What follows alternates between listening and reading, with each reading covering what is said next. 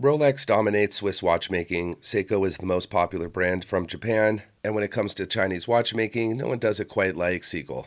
Not only do they make incredible watches, but they're also the largest manufacturer of watch movements in the world. Their most popular watch is easily the 1963, a watch that many collectors consider to be an icon within the affordable space. And because of that popularity, we've seen a lot of different versions get released throughout the years. A few months ago, I reviewed the Legacy Edition moon phase that celebrated the brand's 70th anniversary of making watches. That piece is a real stunner and a great example of what Seagull is all about. Well-made, great-looking mechanical watches at an affordable price. It was way more premium than the price would suggest, and I always enjoy wearing it. Seagull is back at it with a really cool updated version of the 1963, and it's really charming.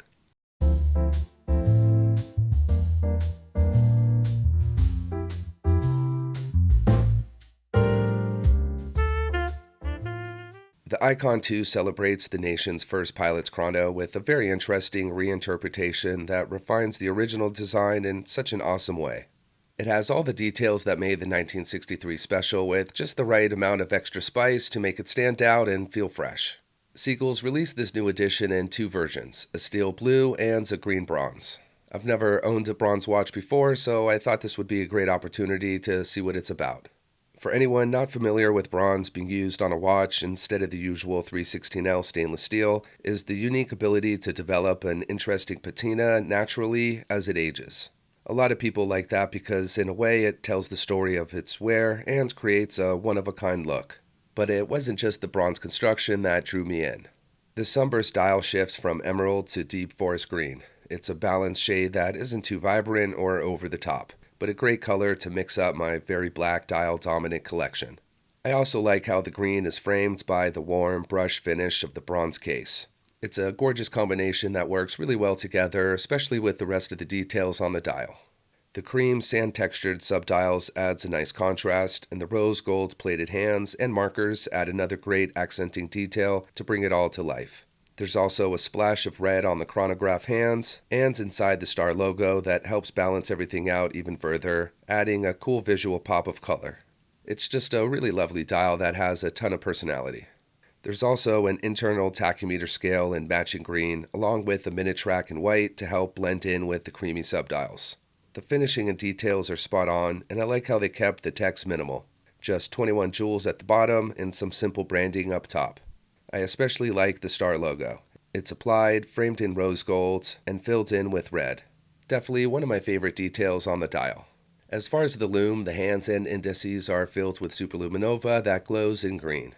There's definitely a lot of nice details that help elevate the design. Even the hands are finished with polished pinhole caps. A small detail, but one that really helps give the watch a more premium look.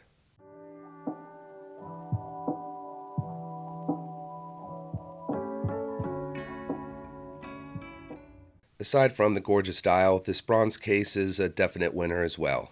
The finishing, the design, the size, it's all done well. The case diameter comes in at 40 mil with a thickness of 12.7 and total length or lug-to-lug distance 46. Right in that sweet spot for a lot of people, and it wears really comfortably on my 7-inch wrist.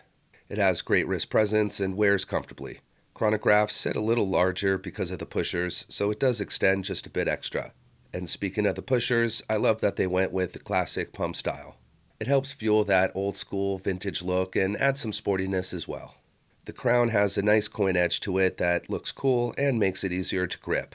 It's also been signed with the star logo, a fun tie-in with the star on the dial. I love the horizontal brush finish throughout the case.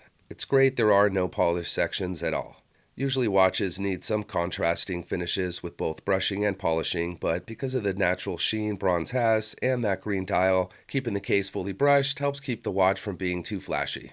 The case does have a step design where the fixed bezel meets the main portion of the case, so that helps add some separation and depth. The lug width is the common 20 millimeters, which is great because I love switching up the look of my watches with different straps, and the Icon 2 is a total strap monster. It looks amazing on the green leather strap it comes equipped on and equally as good on black or brown, though I do keep going back to the OEM because it's really well made. It's super soft, pliable, and slightly thin, but not in a bad way at all. It wraps around the wrist perfectly, feels solid, and has a nice tan underside. It also features a rose gold plated brush buckle to match the case. I know some people might have liked some branding here, but I'm a total minimalist when it comes to my buckles and clasps and glad that they kept it sterile. Another great feature on the strap is how it has a quick release system, so no tools needed to remove it. When you flip the watch over is where things really get exciting. The sapphire display case back lets you see the Seagull ST19 hand-winding chronograph movement, and this thing is a sight to see. It's decorated quite nicely, has a column wheel construction, blued screws, 21 joules, 48-hour power reserve, and runs at 21,600 beats per hour. Mechanical chronograph movements are not easy to make, which is usually why they're typically found on expensive watches. Having this watch powered by one at this price point is definitely a big part of its appeal. It even has an upgraded feature with a swan neck regulator which serves two purposes. It fine-tunes the regulation and ensures that once the beat rate has been fixed, the regulator will stay in its place. Although this watch is definitely not intended to go swimming, it does have great protection with 100 meters of water resistance, so it will make for a great everyday watch. The rest of the protection is great as well with the double-domed box sapphire crystal, so legibility will be great along with scratch resistance. Not all sapphires are created equal, and that's for sure. Some do a decent job with light reflections, and others do it even better. And I'm really pleased with the crystal on this icon too. At any angle, you could easily see the dial and read the time. And I noticed this about the Legacy Edition as well. The price is $581, which is not a small amount, but for a mechanical chronograph watch with these details and finishing, it really is a bargain. The watch is value-packed, and Seagull is a brand with legit heritage. They were founded in 1955, creating the first Chinese wristwatch. They've really grown to be a major force globally for its innovation, especially the iconic ST19 column wheel chronograph movement, which was derived from Swiss Venus designs. Their catalog's filled with a variety of mechanical watches, they hold numerous patents, and have had some cool milestones throughout the years. In 1963, they received a secret mission to create China's first Air Force chrono, which resulted in the legendary watch we're looking at today. I'm a huge fan and really look forward to getting some of that patina on the bronze case. I know it might not be for everyone since it has a different vibe than the traditional steel case, so it was smart that they made the blue version in a different format. I think that watch is equally as good looking, and they definitely knocked it out of the park.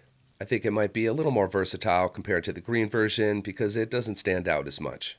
Well, that's it for today. Definitely let me know what you think of this piece. As always, thanks for watching. I'll see you next time.